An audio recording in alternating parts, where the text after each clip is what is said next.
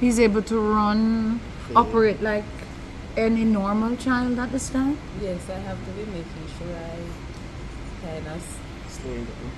monitor him very closely because he wants to do the climbing and all of that. So I have to monitor him because the surgeries just did it 1 month ago. Still not healed as yet, so I have to take the necessary precautions. Your son, Jahari, had a heart condition, and 2 months ago, this was highlighted. What was the response to that story that was published? It was very positive.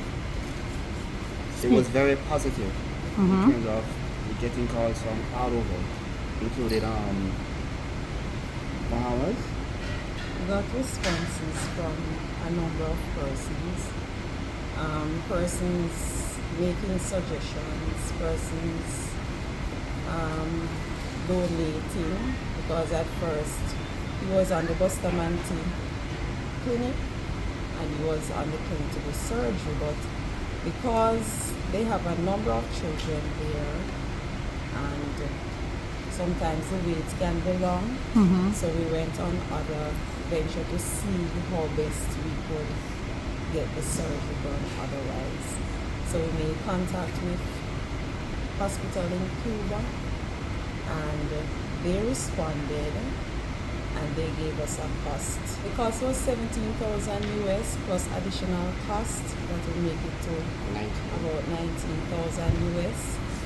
That amount we did not have, and so we reached out to the public in receiving assistance for this surgery to be done.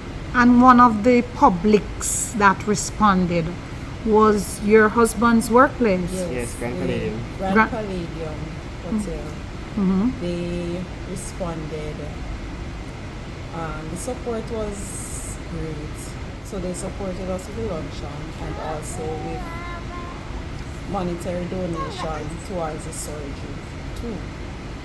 How much money you got from Grand Palladium Total overall?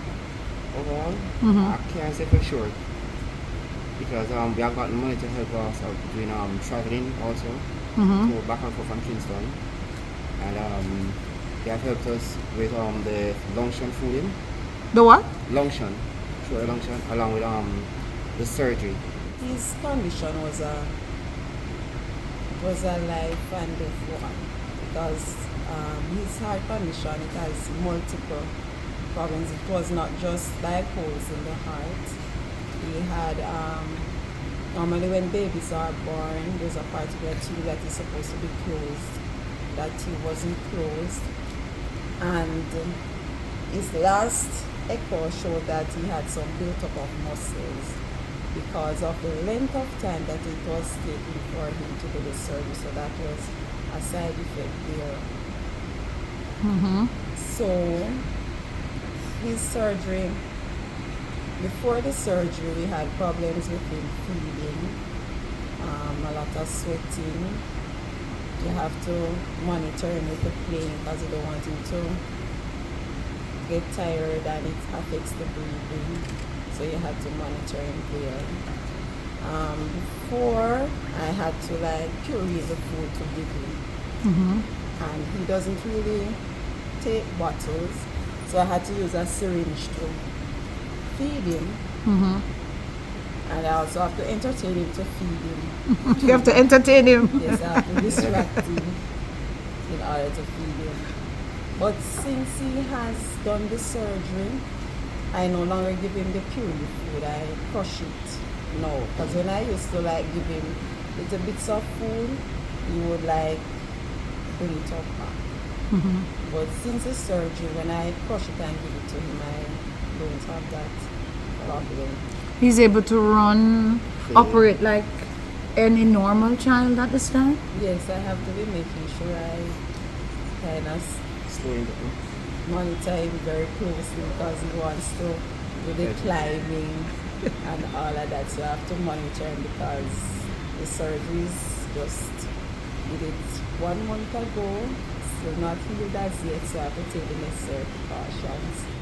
Mr. Peart, you seem to have an active project or program rather at the hotel that helps when persons are in need. We do. Can you tell us about that project? We have what is called the Staff Special Assistance Program. Through that program, we assist our staff whenever they are in dire need, whether it is medical or housing or whatever it is. In about October, Nathaniel said he wanted to speak to me about his son who has a heart problem. And I said, okay, let me know exactly what we can do for you. He said he was about to have a luncheon to raise some funds to assist with the medical requirement for Jahari. I said, okay, in whatever way we can, we will assist you.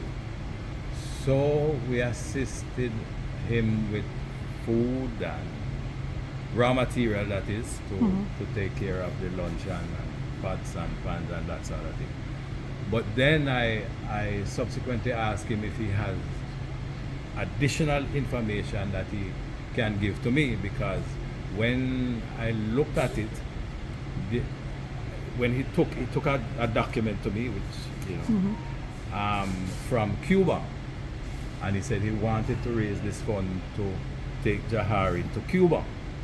But when I looked at the amount of money, 17,000 US dollars, I said to myself that there's no way that he can raise enough funds locally from whatever fundraising he wants to have in the community.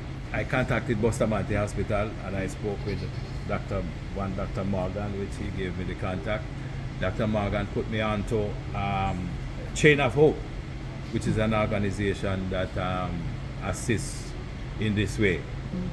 And I called the lady responsible, Dr. Phil Potts Brown, and she sent me a document and asked that if we can make a financial contribution to assist the doctors coming from abroad, then they will see what they can do, because the waiting list is 260 at Bustamante Hospital. So I then sent that information, this document, to the general manager, and they had their discussions and what, and they quickly said they will assist, right? So we went through the process and we sent 6,000 US dollars to Chain of Hope. Right. Right. And within 3 days, I was advised that Jahari was scheduled for a surgery. Wow. In fact, it was scheduled for the Wednesday, and then Headley called me back and said they push it forward to the Tuesday. And then give it back Right. to me. Right. And then I kept in touch with them to tell them, do make sure that he's on the list. Mr. Headley is a part of the maintenance department, so obviously I would have had direct contact with him with different situations. We learned of the situation with the son pretty early, where he needed additional time and such to visit me, the doctor visit in the early parts. Obviously, one of our core values here is ensuring that our team is properly taken care of. So we had supported him minimally initially as he was going through the motions, giving him the shifts that he needed, modifying things where we needed to ensure that he had the time to spend with his family. After which, when he advised us about the luncheon as well, of course, being a part of the maintenance department, we offered our help wherever we could, wherever he needed us to. And then in the final stages, we were speaking at the staff association to ensure that things went well.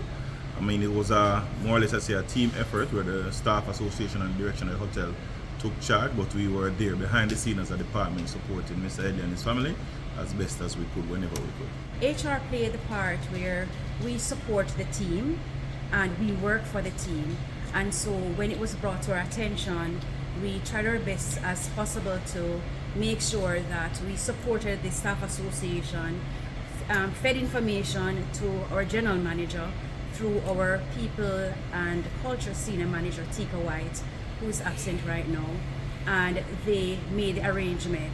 But from my end, from the training department, we do what we call a daily point, which is a daily newspaper, newsletter. And so what we do is that we sensitize the general population here at Grand Palladium as to what was taking place. So for example, the flyers for the luncheon were published until the day of the function, so that persons knew of it, and updates as to what was happening with the surgery and after the surgery. All of those were done in the newspaper.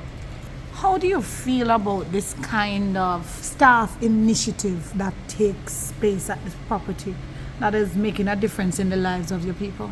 No, definitely it's something that I am very, very proud, because one of our goals as general managers is to create this environment of helping each other and to create this team bonding along all the team members. And when I see all the efforts that everybody was doing to help Mr. Nathaniel in his situation that he has been passing, I felt very proud of my team to see how they were always eager to help.